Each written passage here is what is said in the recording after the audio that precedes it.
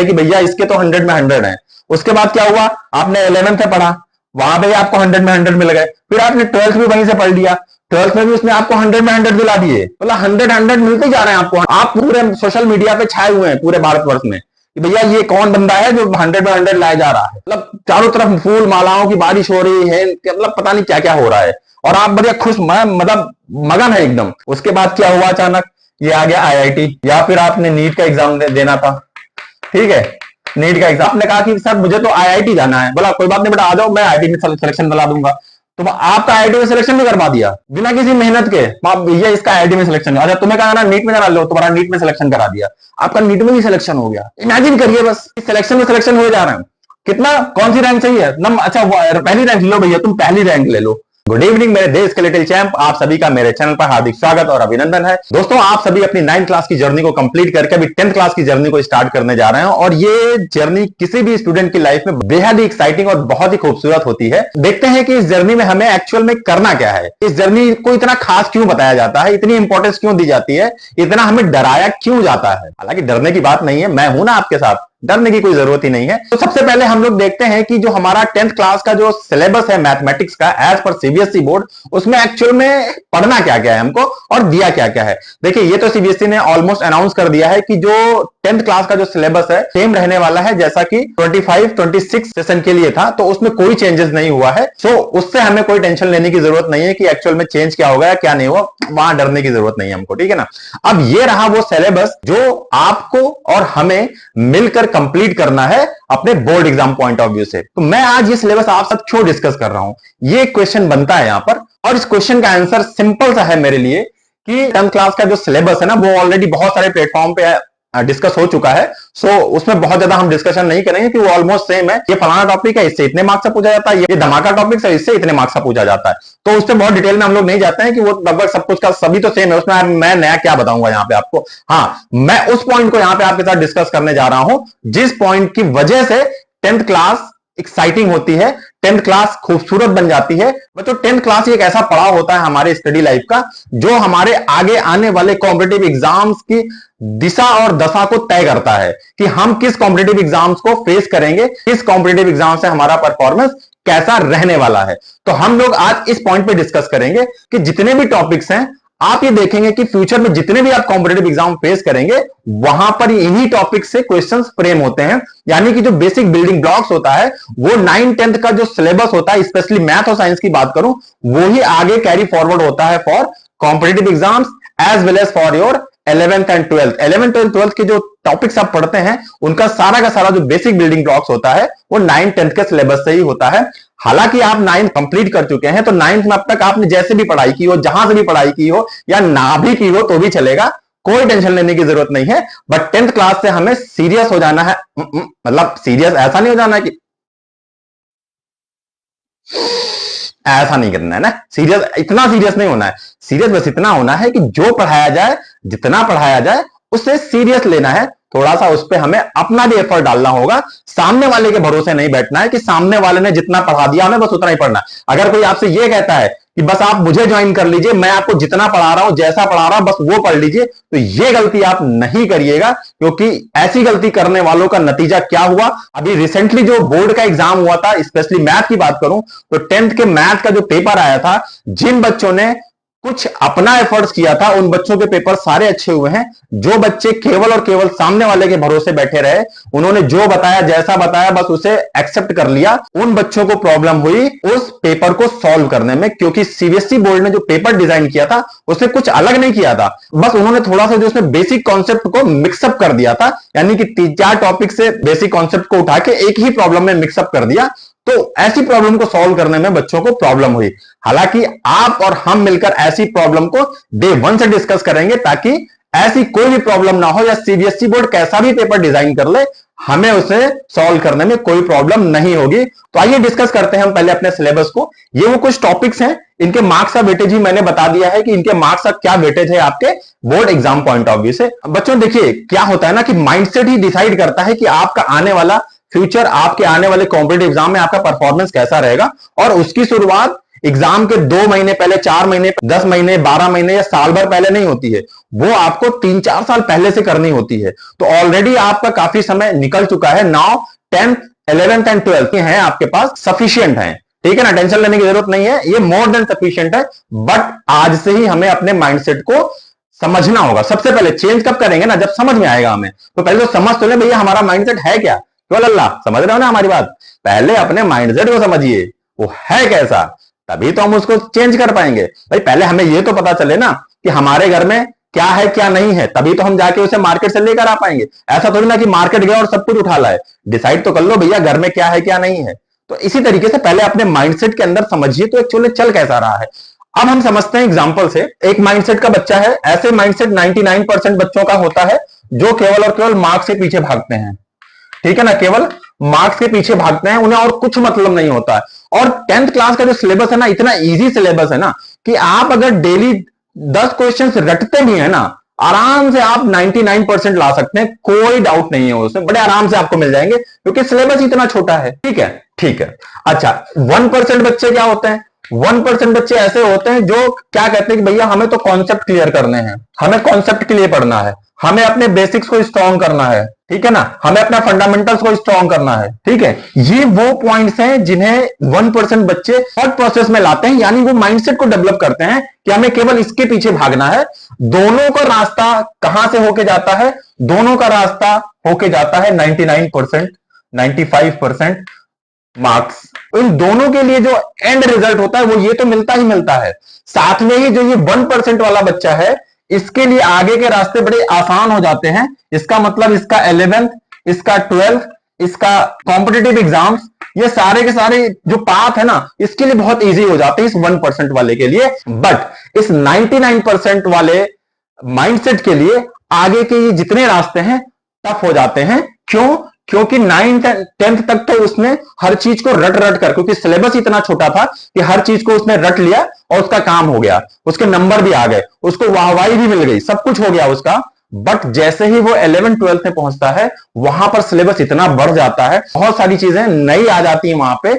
उस केस में आपको वो रटने वाला जो माइंडसेट है ना, वो बहुत परेशान करता है और फिर आपके पास इतना टाइम नहीं होता कि आप अपने माइंडसेट को चेंज कर पाएं। सो होता क्या है कि आप एज इट इज उसी माइंडसेट के साथ आगे बढ़ते जाते हैं और लाख मेहनत करने के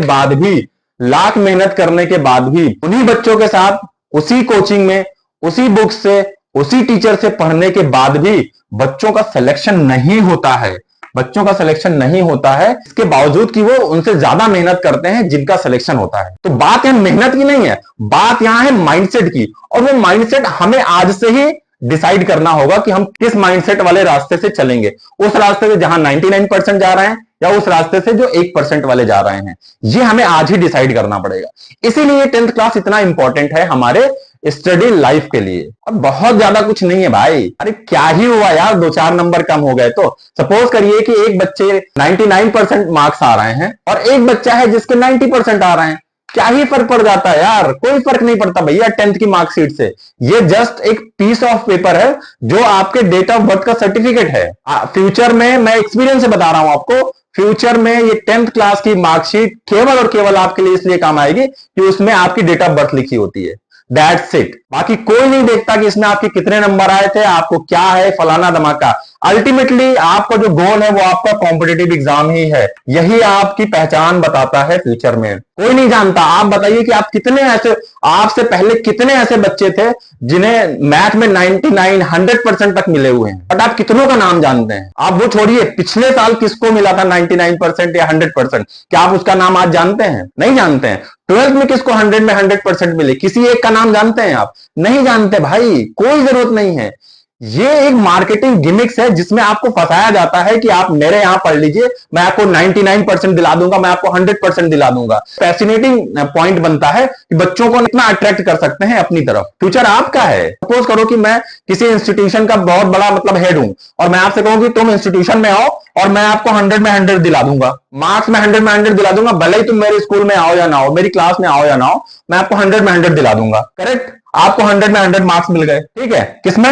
10th में। आपने कुछ नहीं किया और आप खुश हो गए, पूरे इंटरनेट पे आप छा गए कि भैया इसके तो 100 में 100 है।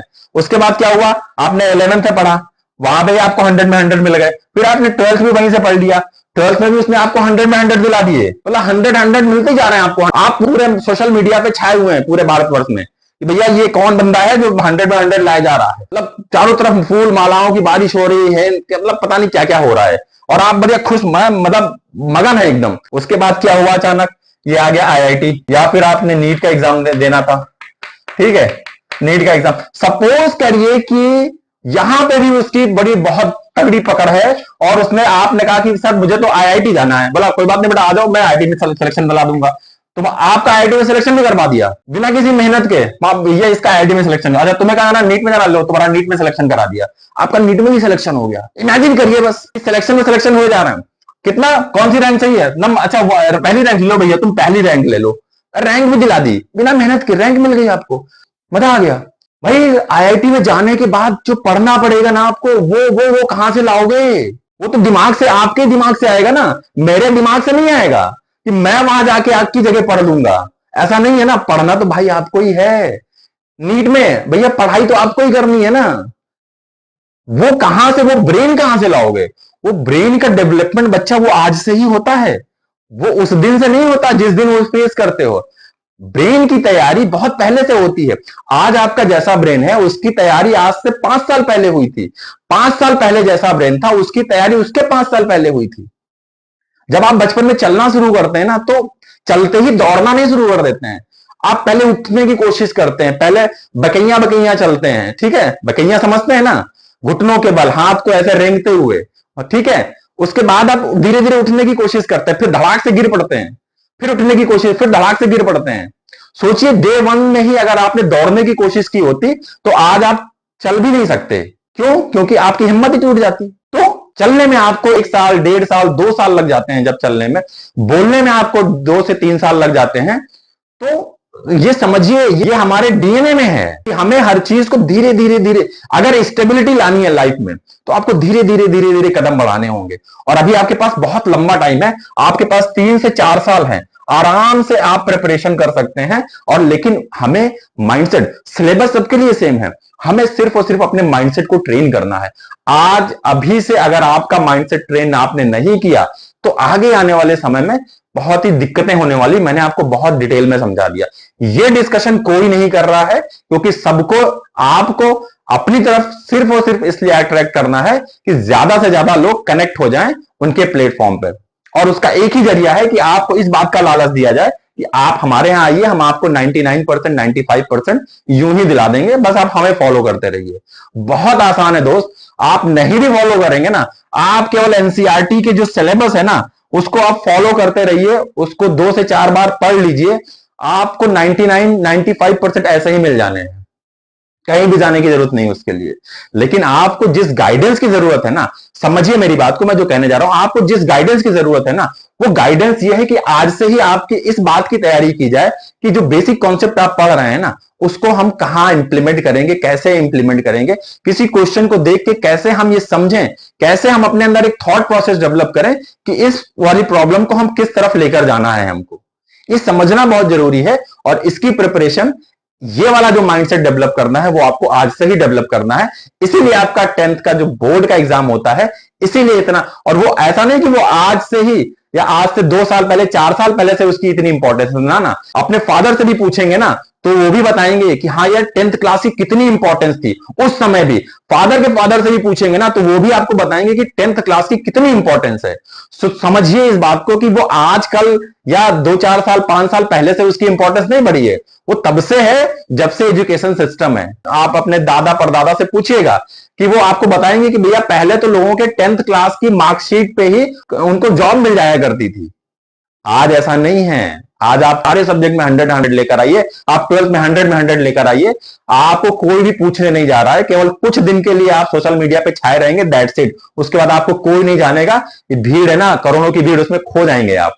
तो नंबर के पीछे मत भागिए। मैं ये नहीं कह रहा कि ये इंपॉर्टेंट नहीं है हमारे लिए मार्क्स, इंपॉर्टेंट, बस मैं ये कह रहा हूं कि आप अपने माइंडसेट को बदलिए, क्योंकि मार्क्स तो आपको इस रास्ते से भी मिलेंगे और इस रास्ते से भी मिलेंगे। मैंने आपको दोनों बता दिए, 99% वाले रास्ते से जाएंगे तो भी मार्क्स मिलेंगे और 1% वाले से जाएंगे तो भी मार्क्स मिलेंगे। बट माइंडसेट अगर आज ही आपने नहीं चेंज किया तो आगे आने वाला रास्ता आपके लिए टफ हो जाएगा। अगर आप 99% वाले से जाएंगे और अगर आप 1% वाले से जाएंगे तो आसान हो जाएगा आपका रास्ता। तो उम्मीद करता हूं कि आपको ये चीज समझ में आया होगा। जैसा छोटा सा एग्जांपल समझिए, अगर मुझे दिल्ली से मुंबई जाना है तो मेरे पास कई रास्ते हैं। मैं पैदल भी जा सकता हूं, मैं ट्रेन से भी जा सकता हूं, मैं लोकल ट्रेन से भी जा सकता हूं, मैं एक्सप्रेस से भी जा सकता हूं, मैं सुपर फास्ट से भी जा सकता हूं और मैं एरोप्लेन से भी जा सकता हूं। हर एक रास्ते के अपने फायदे और अपने नुकसान हैं। कुछ रास्ते ऐसे होते हैं जो स्टार्टिंग में आपको थोड़ा स्ट्रगल करनी पड़ती है, आपको लगता है कि यार थोड़ा ज्यादा मेहनत करनी पड़ रही है, लेकिन आगे चल के आपको बड़ा आसान हो जाता है उस रास्ते को पार करना। तो दोस्तों उम्मीद करता हूं कि जो डिस्कशन हमने और आपने आज मिलकर किया है इस वीडियो में वो आपको समझ में आया होगा। हमें आज से और अभी से अपने माइंडसेट को ट्यून करना है as per future competitive exams, ताकि हम नंबर तो लाएंगे भैया 99 95 जितना भी आप चाहते हैं वो तो आपको मिलेगा ही। मैं सारी स्ट्रेटेजी बता दूंगा आपको कि कैसे 95 लाना है, कैसे 99 लाना है, वो सब आ जाएंगे आपके। बट हमें उसके साथ साथ अपने इस कॉम्पिटिटिव एग्जाम को भी फोकस करके आज से और अभी से चलना होगा। दोस्तों मिलते हैं नेक्स्ट वीडियो में जिसमें हम ये डिस्कस करेंगे कि हमारी स्ट्रेटेजी क्या होगी अपने 10th क्लास की मैथमेटिक्स को सिलेबस को उड़ान देने के लिए। मिलते हैं नेक्स्ट वीडियो में, टिल देन जय हिंद।